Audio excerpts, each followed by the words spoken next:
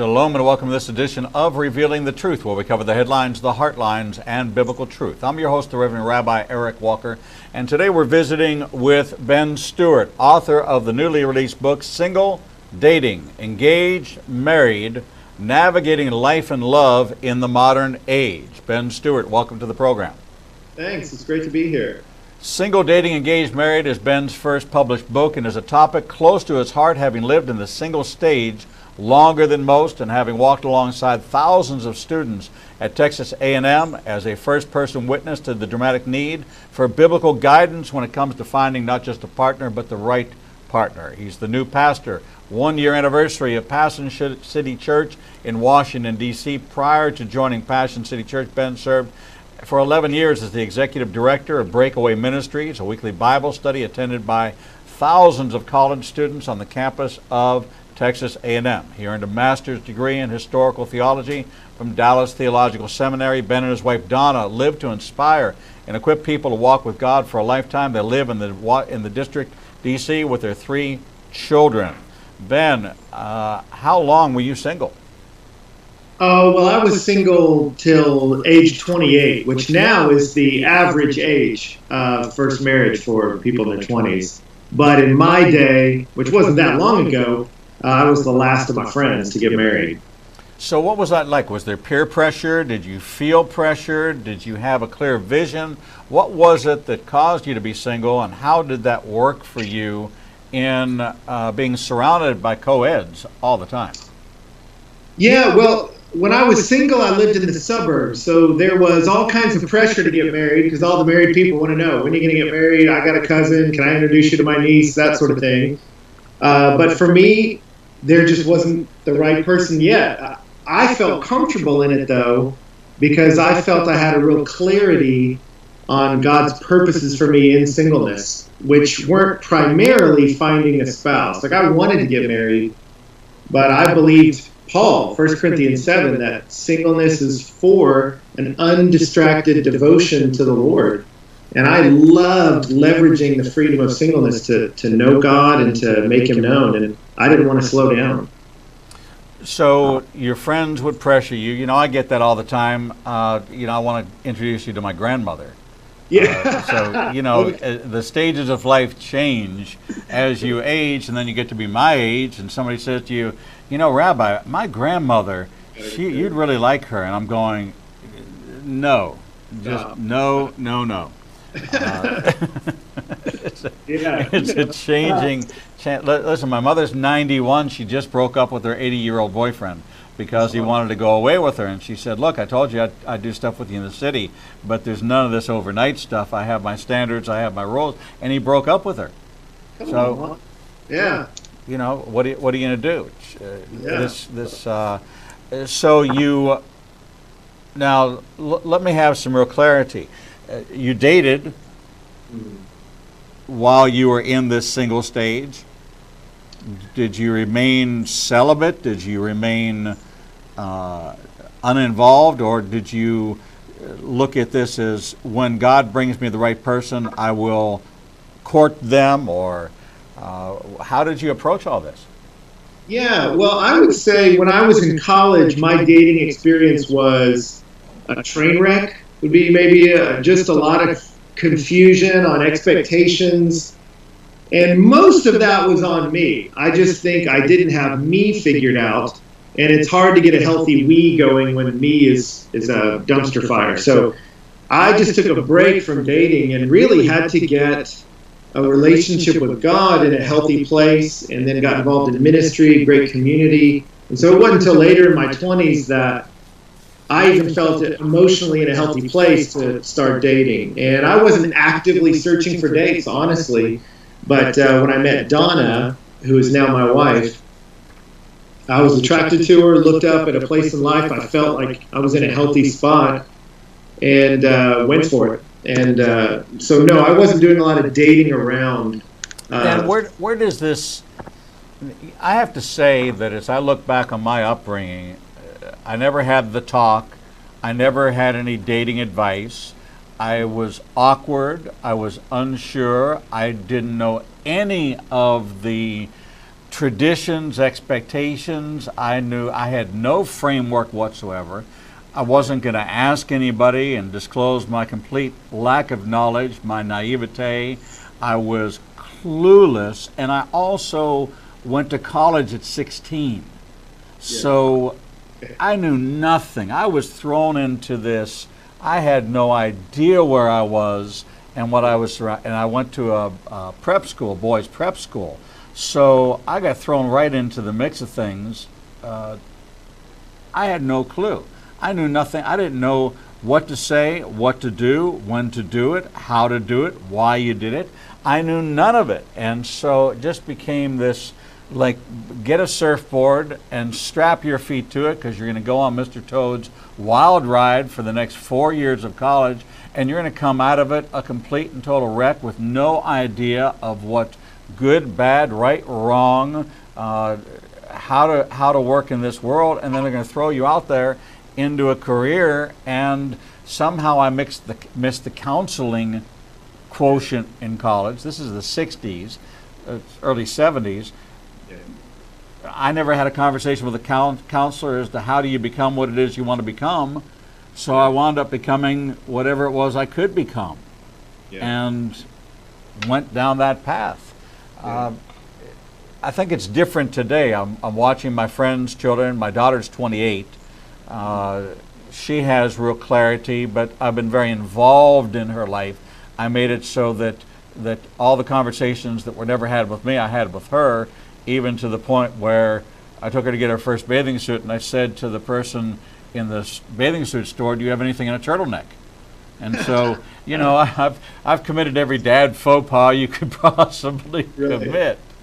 But I was going to have the real exposed conversations and discuss them with her.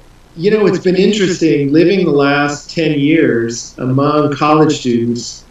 I would say a lot of their experiences aren't entirely like yours coming up, but are similar in the sense that the repeated refrain I heard was a lot of anxiety about, I don't know what the dating script is anymore.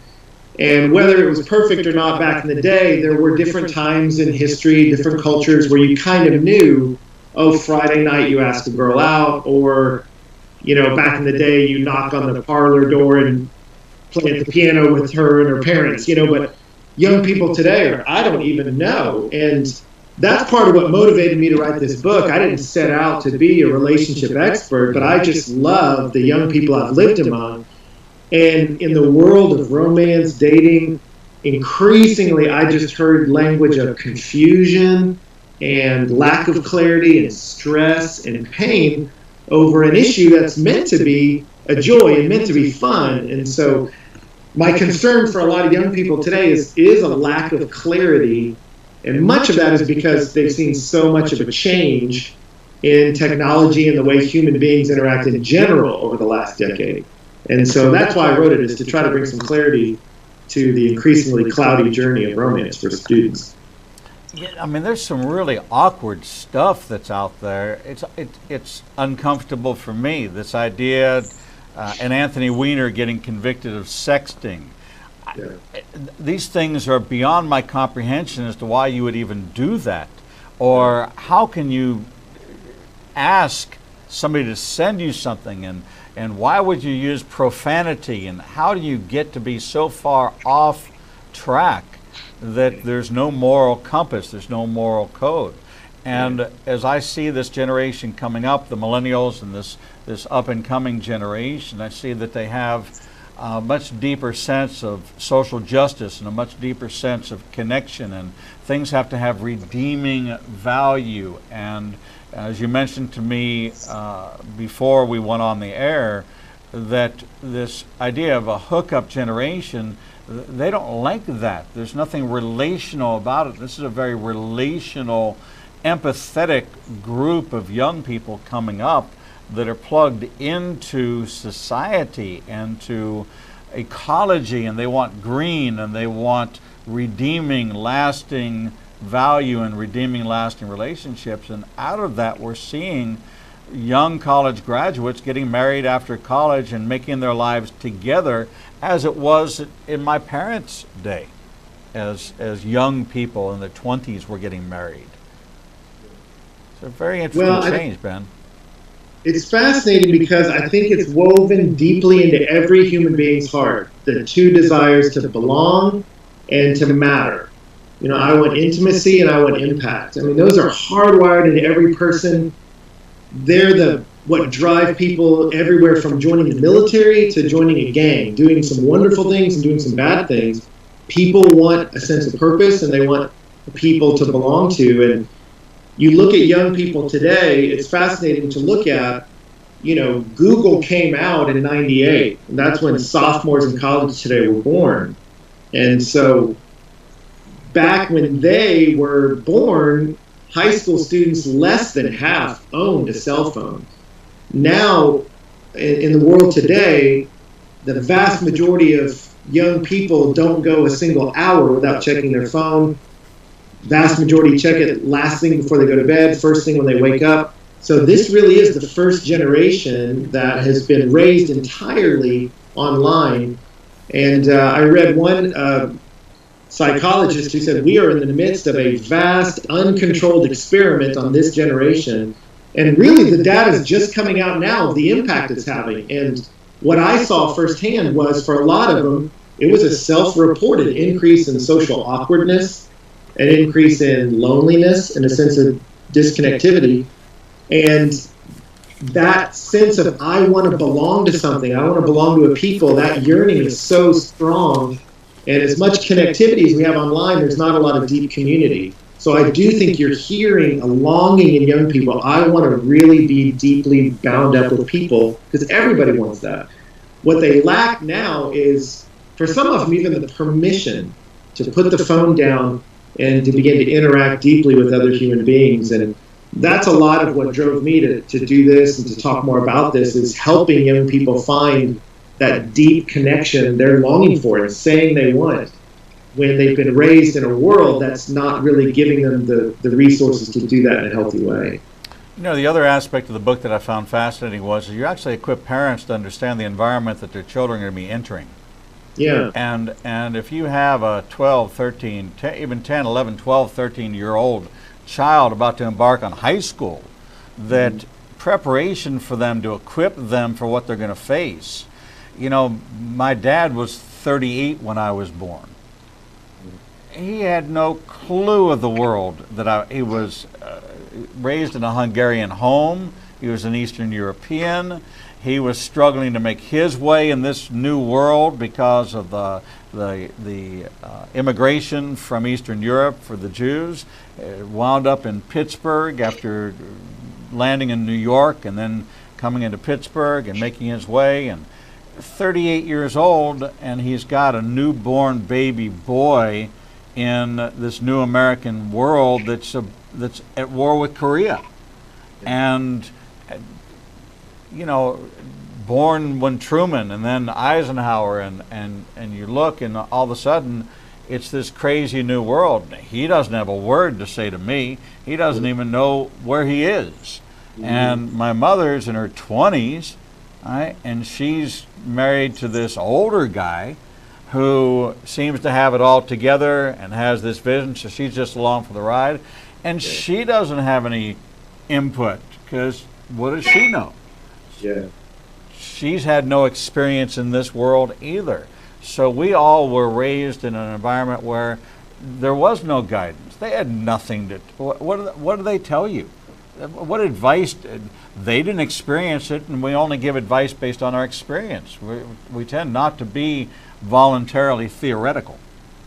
So I can imagine that in today's environment, where everybody's hidden behind a cell phone, and texting is the #1 form of communication, and you have these, and I'm savvy. I came out of technology before I went into ministry, and things like Snapchat, I don't even understand what the purpose of it is. If I'm going to send you a text message, why do I want it to disappear? Am I hiding from something? Am I concerned that somebody's going to see it? Well, if I'm concerned somebody's going to see it, I should send it to you in the first place, if I'm concerned that it might be seen. Why am I doing things hidden in darkness, cloaked in darkness? And so what does that foster? And then if I have to talk to somebody face to face, what am I focusing at? The blemish on their face? Where do I look at them? Do I look at them in their eyes? How do you?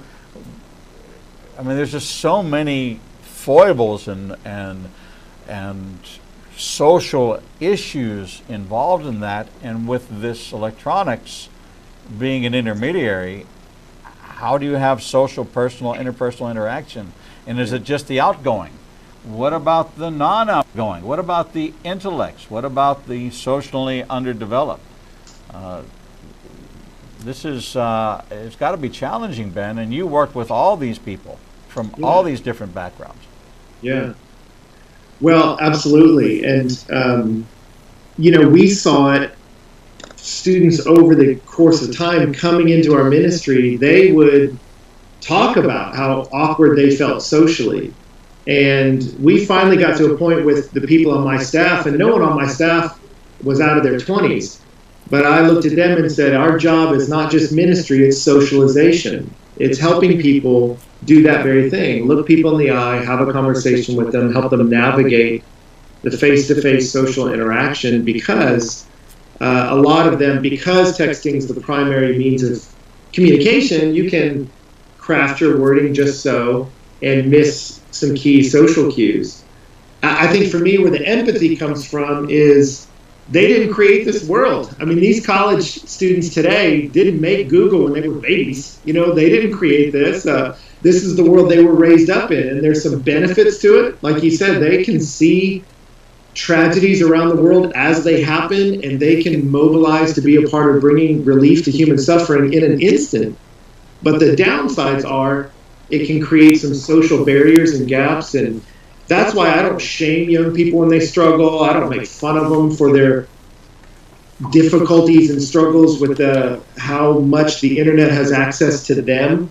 I have empathy for them. I spoke to a group of college students not that long ago, and I was giving them a sense of context of the age they've grown up in. And I asked them at one point, I said, imagine not having any social media persona to keep up with. No Facebook, no Instagram, no Twitter. Imagine having no online presentation of yourself to curate. And I was about to say that's how most of the world has lived always. But before I could even say that sentence, they started cheering. When I said, imagine not having to manage all that, they cheered. And I didn't expect that. But what you see from them is, technology is a gift, but it's a gift with some challenges, and a lot of them are struggling with how to manage those challenges well. And I do think it's the responsibility of an older generation to care enough to ask questions in an empathetic way and help them navigate the complexities of it, because there's a lot of ugly things online, that we can step away from. Ben, you swam against the current. While your friends were getting married, you were self-aware enough to know that it wasn't your time, that there was a reason for you being single, and you were looking for the purpose and the God-given design for singleness, and you began to embrace this season of personal development, a personal relationship with God. You talk in the book about single devotion. You talk about the purpose of singleness. And I'm not sure people really understand this, because everything says, for this reason a man will leave his mother and father and cleave to his wife, and they will become one. That we look at this model, the Proverbs 31 woman. We talk about be fruitful and multiply. This is the blessing of God. And every person has a mate. God has chosen this since the foundation of the earth. Your parents have been praying for your future wife. They've been praying for your future son. And you're wondering, well, that's really great, but how will I recognize them? How will I know just because I like them? What if they don't like me? Does that mean they're not the one God sent? How do I know that this is, and what do I do in this singleness? And am I a pariah? Am I ever going to get married? Am I so dorky that anybody's ever going to love me? So do I just take whatever affection is out there and latch onto it and say, marry me because you're the only person who'll pay attention to me? How do you navigate this singleness? And I'm not talking just from experience, but a lot of experience. Well, and I really wrestled through a lot of this while single. The convictions I wrote in the book were birthed in that season for me, in that first singleness part. And that is, the Bible certainly celebrates marriage.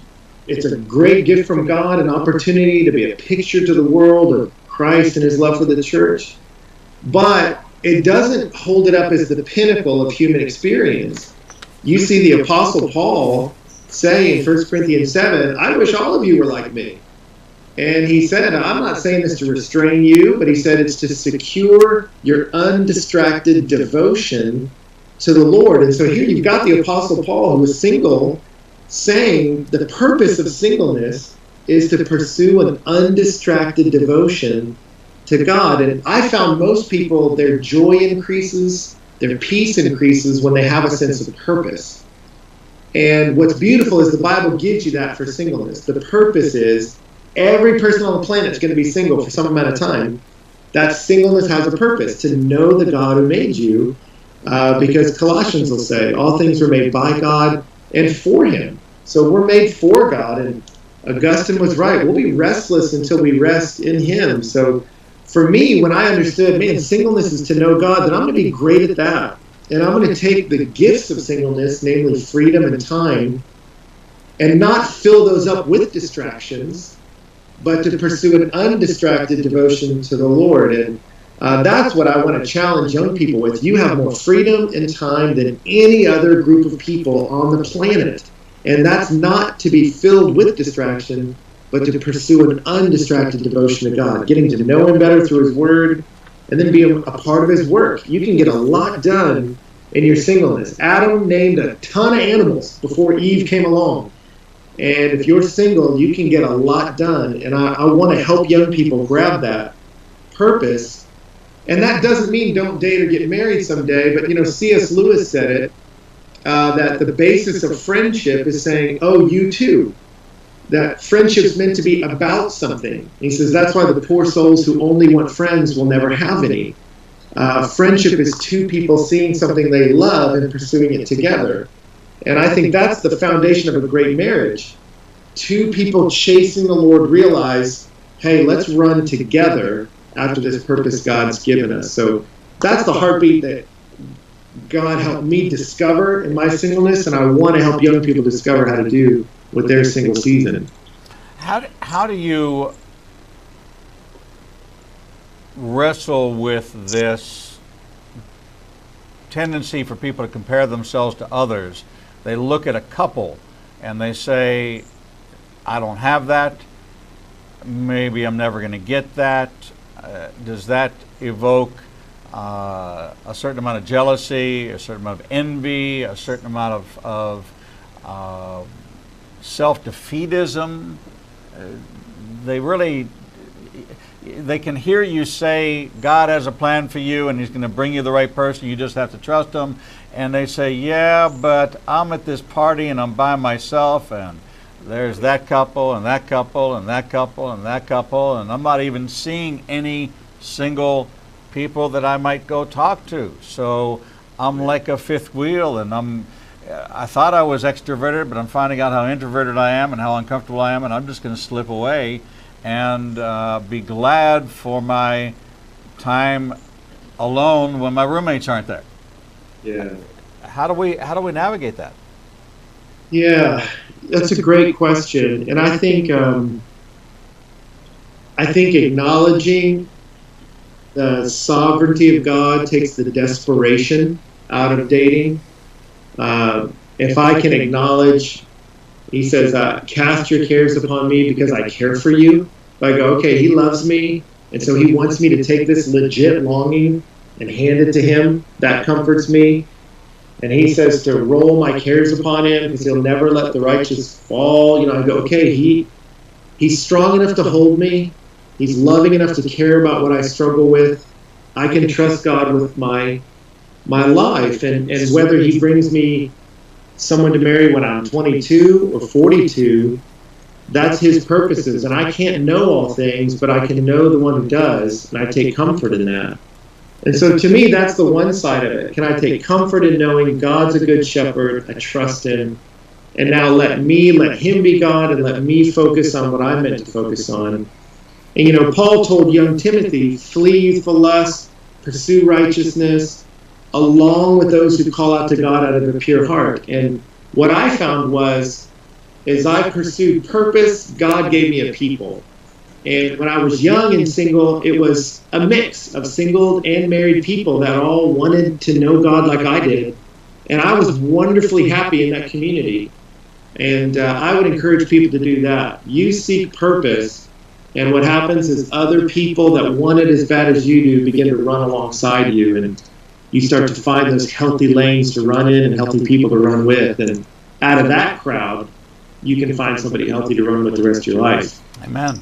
We're talking with Ben Stuart, author of the newly released book, Single, Dating, Engaged, Married, Navigating Life and Love in the Modern Age, a handbook for young people to navigate this treacherous waters they can be of mystery and intrigue and confusion and finding your identity in Messiah in this, or finding your identity in life in all of this. For parents, a great handbook for you to understand the future struggles that your children might face if they're not equipped to embrace God's plan for their life and trust in the vision and the sovereignty, and maybe help you create a vision for your children that they might not go into this insecure but secure in their knowledge of God in their life. We're going to take a short break, and when we come back, we're going to dig into more of single, dating, engaged, marriage, and this works for people of all ages with Ben Stuart. We'll be right back. Shalom. I'm the Reverend Rabbi Eric Walker, Executive Director of Igniting a Nation and host of the daily TV program Revealing the Truth, seen live every Monday through Friday from 9 a.m. to 1 p.m. Central Standard Time at www.ianbn.com, and then replayed throughout the day and night via our website. All of our segments can be seen on the Igniting a Nation YouTube channel. Since our launch in January of this year, we've expanded our global reach to over 54 countries with a social media following of over 125,000. Our commitment is to bring you the most in-depth interviews with authors, subject matter experts, and thought leaders from around the world. We have interviewed guests from Israel, Brazil, England, India, and all across North America. All of our authors are featured on the Books and Media page on our website, www.ianbn.com. There you can find a direct link to the book you want to order, and we receive a small commission directly from Amazon. There is no cost to you for this service.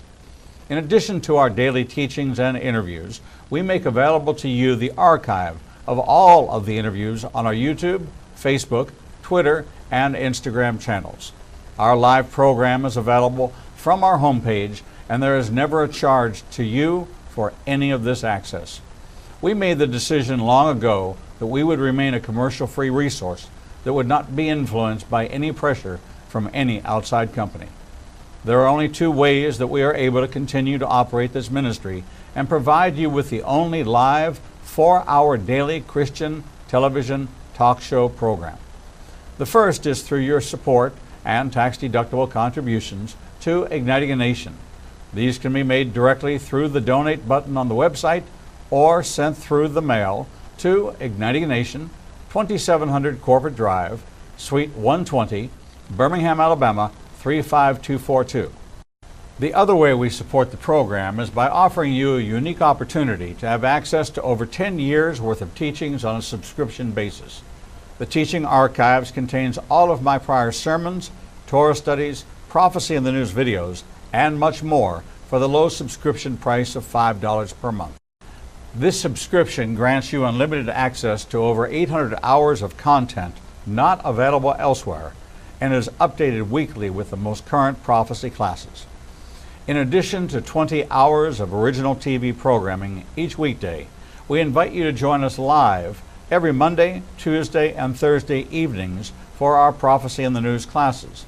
The times and locations are listed on our events page on the website www.ianbn.com.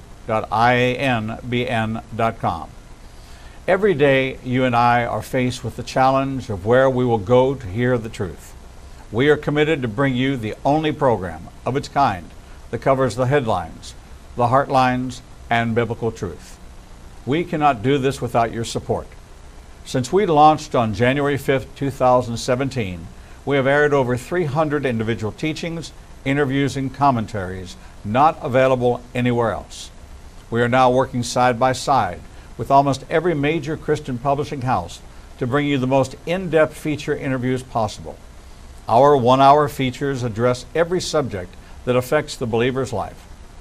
We are hearing of salvations from the Middle East, Africa, and all across the United States. Lives are being changed every day, and we have only just begun. Our mission is to become your trusted resource and grant you access to the people, tools, and information you need to grow in your relationship with the Lord.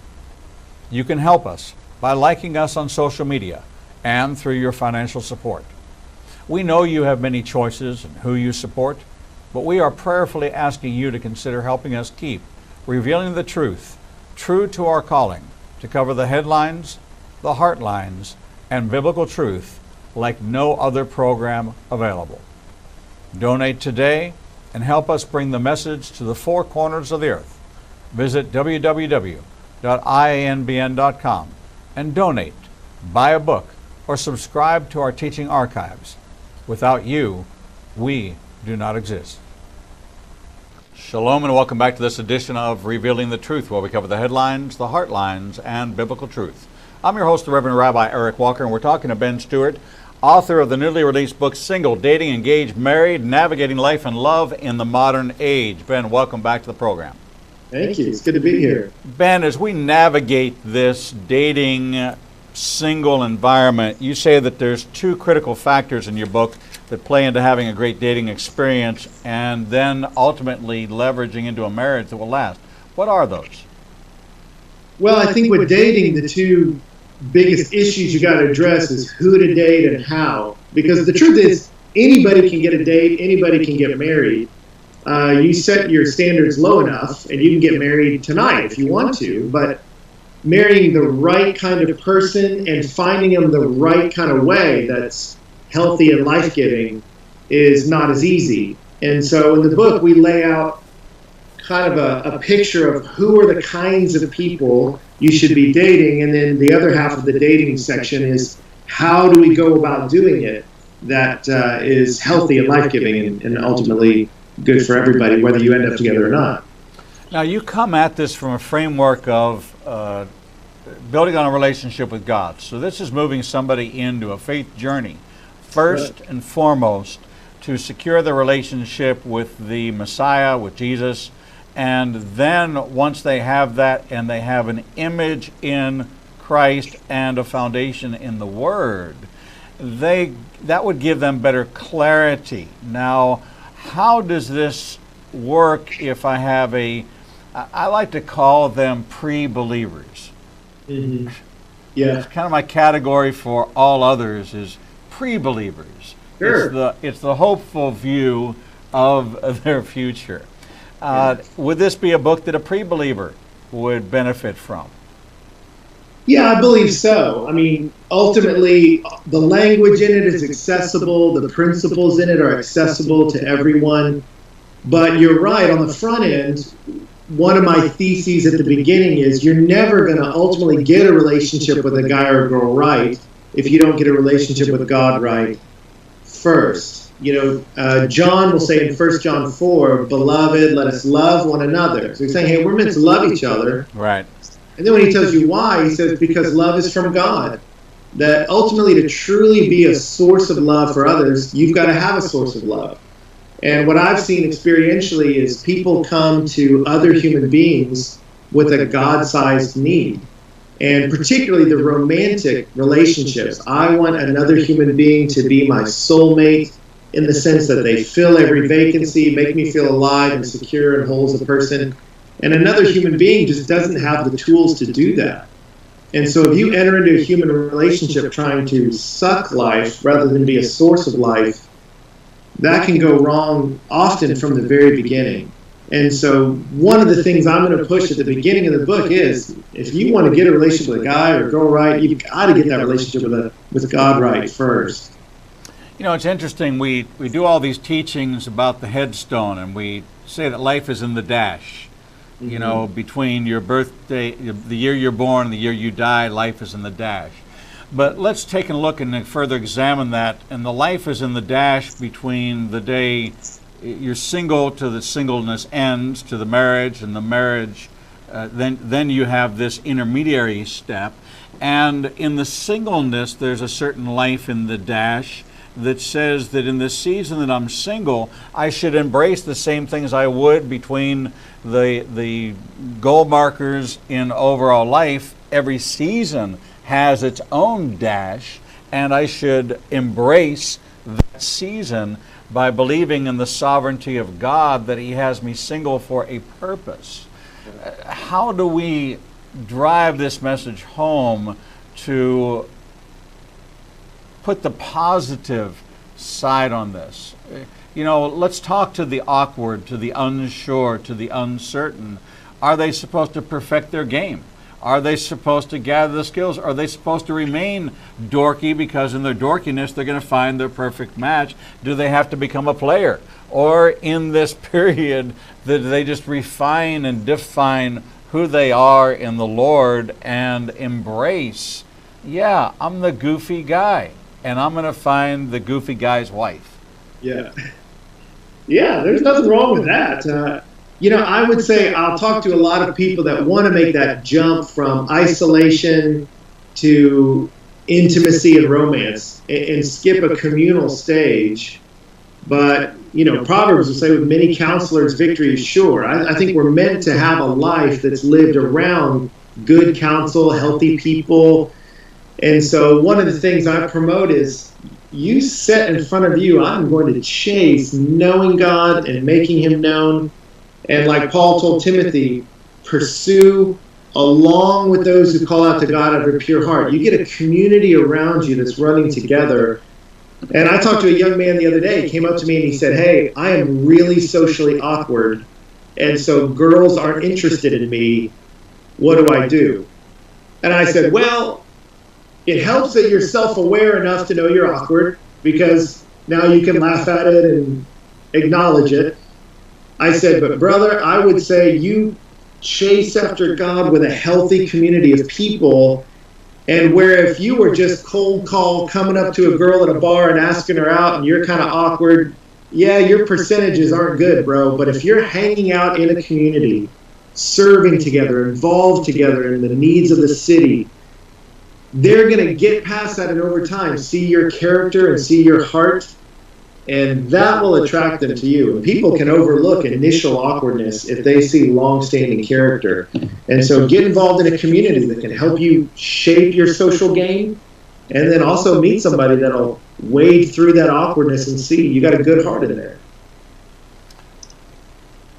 When we try to fill this God-shaped hole with a person, and even if there's a little bit of the hole left, and we try to fill it with a person, thinking, okay, this is going to enhance my relationship with the Lord, we almost go into this justification mode that says, well, if I had somebody to pray with, if I had somebody to read the Bible with, if I had somebody to worship with, well, then maybe my relationship with God would be even better. So I'm going to go chase that. Is that realistic? And have you seen that happen? I don't think it's wrong to long to be married. That longing is in Adam in Genesis 2. So before sin entrance, that longing's there. But I've seen many people burn up a lot of their time chasing, finding a person, when really their greatest health as a human being is going to be, can I chase the Lord and let Him shape me as a person, and then in that matrix meet the right person. So my hope is that people wouldn't try to chase a date, but they would chase God and then find other people that are doing the same and enter that process of, I think dating is ultimately about evaluation. Are we meant to run together in this life pursuing God together? And I think if you can get that straight, you're on a good path towards a long-standing healthy marriage and a healthy life. So let's say I'm grounded in the Lord, and now I'm ready to venture out. I feel I'm pretty rock solid. how do I navigate? How do I avoid the toxic relationships? How do I avoid putting too much stock in the relationship, making the relationship a distraction as opposed to a complement? Yeah, that's a great question. I mean, I would say you look in the Song of Solomon, when Solomon's getting to know the Shulamite, I mean, at the outset of it, there is great excitement. So I think if there's someone that you're excited to be around, I mean, that matters. There should be a chemistry. But you see that excitement comes from character. That she says, your name is like oil poured out. She says, there's chemistry here. I want to be around this guy. But there's a character underneath him that has a sweetness to it. And then she has a community around her. Some women that are saying, rightly do the maidens love you. That when we get interested in somebody, our evaluation mechanism can get a little crazy. But having some trusted friends around you that can say, that's the right person to put your affections on, will keep you from wasting a lot of time. And so there's a lot we can say in that question. That's a big question. But I would say, do you see somebody who has character? They're being shaped by God. Is there an easy chemistry in how you relate to one another? And does the community around you think this is a good idea? Those are three ways you can see, am I on the right track? And I think it's intentional that in the Song of Solomon, a lot of the imagery is of a garden springing forth in life. And one of the things I look for in a couple that's dating is, does your proximity to this person bring life? Does it make you the best version of you and the best version of them? I've often seen a lot of good people that when they link their lives together, they start to sink morally, spiritually, then socially begin to draw back. And you go, you're not the best version of you around this person. And so I think if there's not life, you're probably spending your time in the wrong place. We all seek out affirmation, and some use it for their own advantage and their own, they have bad role models, they have bad family dynamics, and they bring that into their expectation of another person, and ultimately it turns. So I can see where this community is a great resource for support and for encouragement, honest dialogue. This is a new concept. I think the dynamics of church have radically changed over the course of time. More of a small group focus than it is a covered dish focus where the whole community gets together. More of a separate special interests and creating more of the Acts chapter 2 kind of vision of a smaller unit within a larger, more nucleus driven than centrally focused at the main campus, as the old traditional Baptist church or Methodist church might be, where you did everything there, and that was the place, that was the magnet that drew. So accountability is an important component to this, which requires transparency. So you have to reveal your insecurities. You have to be able to confess one to another. You have to be able to be transparent. Asking for prayer, it seems, would be the best way. I'm uncertain, I'm unsure, I'm insecure. Imagine in a setting like this where you were able to voice your insecurities, that I can see people coming to put their arm around you and gathering around you and saying, don't worry about it, you're fine just the way you are, and giving you words of encouragement to stay the course. I think that if we have that kind of support system, we wouldn't be so rapidly running to the arms of another and getting caught up in the flesh. This seems to be a model that makes a lot of sense. So in the book you talk about steps in a relationship. It's just not you see each other across the room, you go running into each other's arms, and then all of a sudden on the wings of angels you're carried out into marital bliss. There actually are stages to all of this. What are they? Well, I would say, to echo your point earlier, it's fascinating that if you look statistically over the last decade plus, the only two places that have increased in where do people find the person they marry are bars and online. And I think you can meet wonderful people online. I have friends who got married with someone they've met online, and you can meet good people in bars. You can do that. But the church has dropped to now 2% of people in America would say they met their spouse in church. My concern about that trend is twofold. One, in bars and online, they tend to focus primarily on charm. Can you be witty and funny? And beauty, your looks, which the Bible says charm's deceitful. I mean, anyone can kind of lie for an hour. You don't really know what you got. And then beauty is vain. It fades. It goes away. And these are not sturdy planks, foundations for a relationship. And so I don't think the church did everything perfect back in the day, but there were times where the church saw we need to be an active place in helping navigate and guide people into relationships. And my hope is that the people of Jesus will help young single people find a place in the church, not just sequester them off somewhere, but begin to get around together and support each other, because I think in the health of community, as you begin to go through that process of getting to know the person, interacting with them, it helps to have a few key voices around you that can say, hey, I affirm this. You guys are better together. I see character in that person. I see a chemistry with y'all. Y'all get along. I see y'all both becoming better as a result of this experience. And when you get that communication around you, I think you're in a much better position to have a long-term healthy relationship than where we are today. How does that first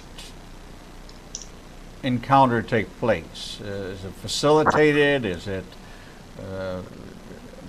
how do you, in this group setting, it kind of promotes the dynamic that I'll find somebody within the group that I might connect with. Yeah, and that's quite possibly could be it. You know, for me, that's how I met my wife. We were both in ministry, and we ended up at an event together. We were both serving, and that's where we met. We kind of had social circles that overlapped, and in that matrix, we met each other. And personally, I think that was a great way to do it, because I got to watch her for a while interact with people she wasn't attracted to, and saw how does she treat older people, younger people, how does she make decisions when things are going her way and not going her way. And I got to watch her in real life, not just in kind of a crafted environment of just across the table. So I love that way of meeting people.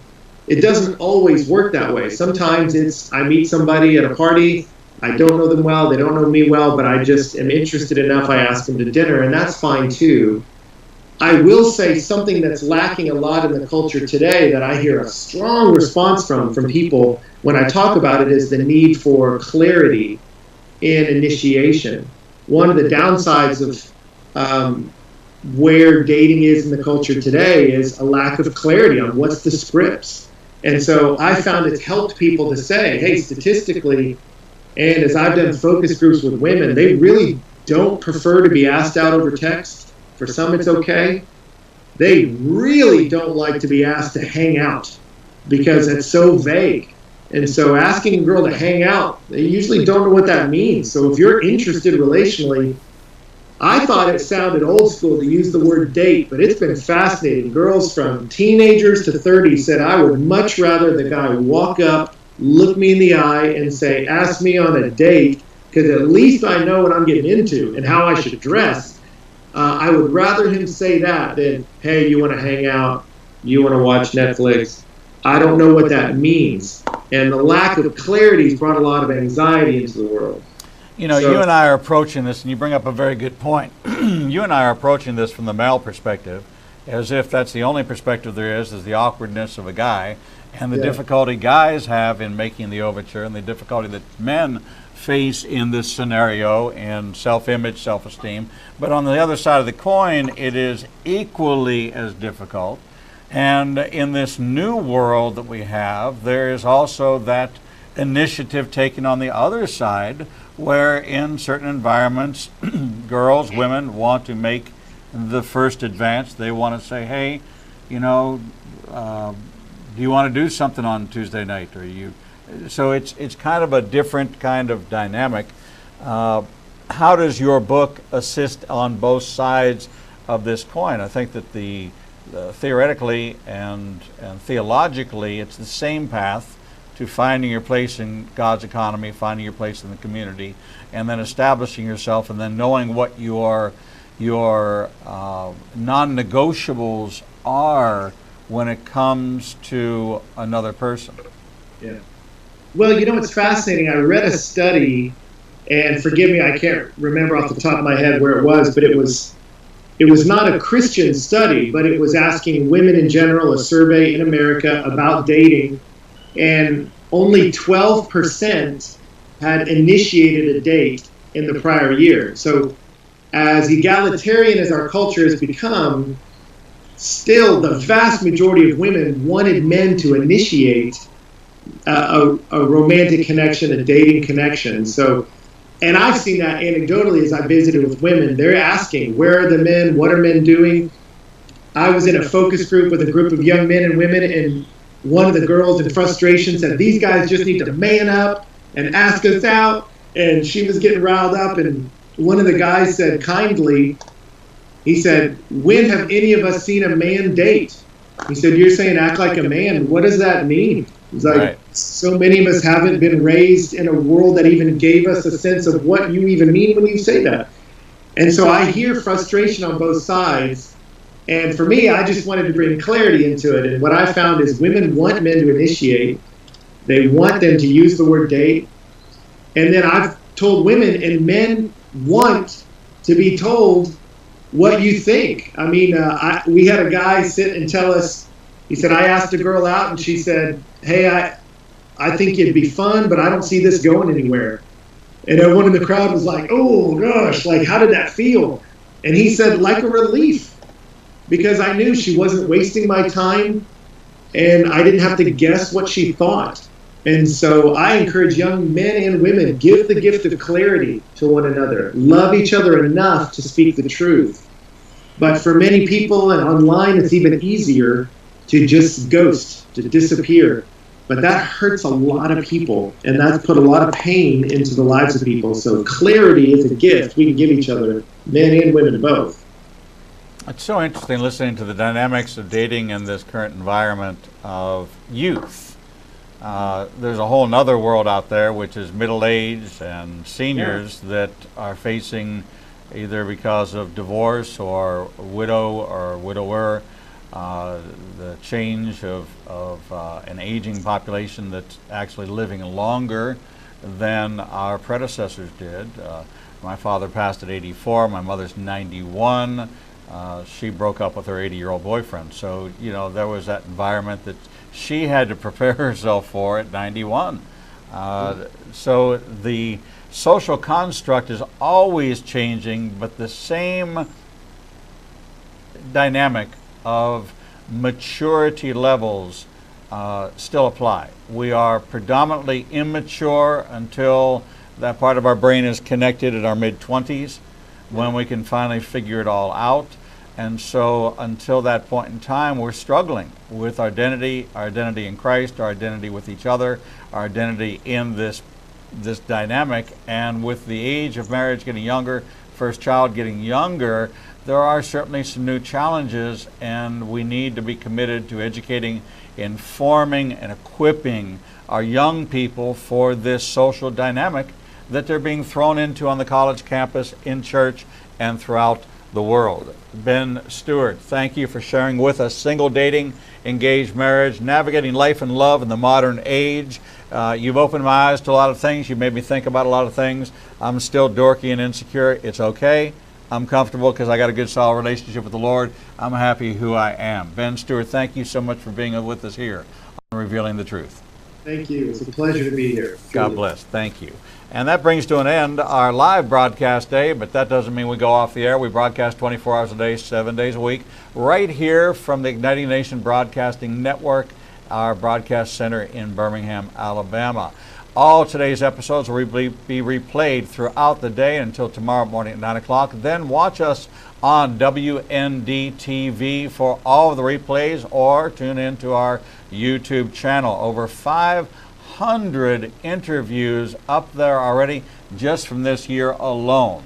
Overachievers, productive, we do what we can to bring the best of the headlines, the heartlines, and biblical truth to you, our audience. We reach over 450,000 of our social media followers each and every day, and we thank you for your support of the Igniting a Nation Broadcasting Network. Come see us at one of the live events that we have. Look on the events page at ignitinganation.com. Sign up for the teaching archives, where you can get over 800 hours of the last 11 years of my teachings on prophecy, on the Torah, the 5 books, on Islam, on Israel, and so much more. Join me in Israel in 2019. The 2018 trip is sold out, but you can get all that information on our website at www.ianbn.com